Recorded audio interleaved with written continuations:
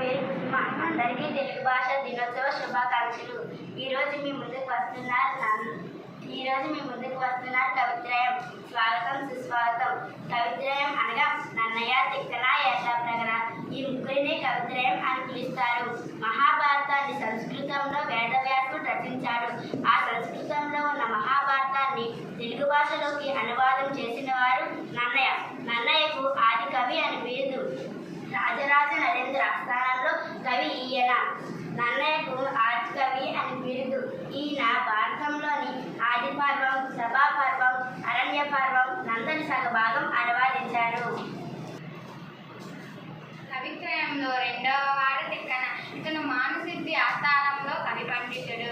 నన్నయ్య తరువాత తిక్కన భారతదేశంలో విరాట పర్వం నుండి స్వర్గరోహణ పర్వం వరకు 15 పర్వాలు పూర్తి చేశారు. తెలుగు భాషకే వన్న తెచ్చిన మహాకవి. ఉభయ కవిమిత్రుడు, కవి బ్రహ్మ అనే బిరుదు తిక్కనకు ఉన్నాయి.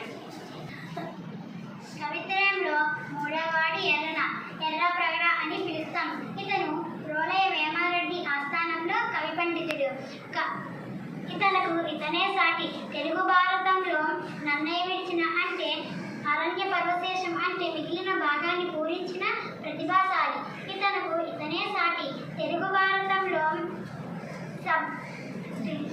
మహాభారతంలో నన్నయ్య విడిచిన అరణ్య పర్వశేషం అంటే మిగిలిన భాగాన్ని పూరించిన ప్రతిభాశాలి. ఇతనికి ఇతనే సాటి. తాను పూరించిన భాగాన్ని నన్నయ్యకే వదిలేసిన నిస్వార్థపరుడు. శంభుదాసుడు, ప్రబంధ పరమేశ్వరుడు అనే బిరుదులు కలవు.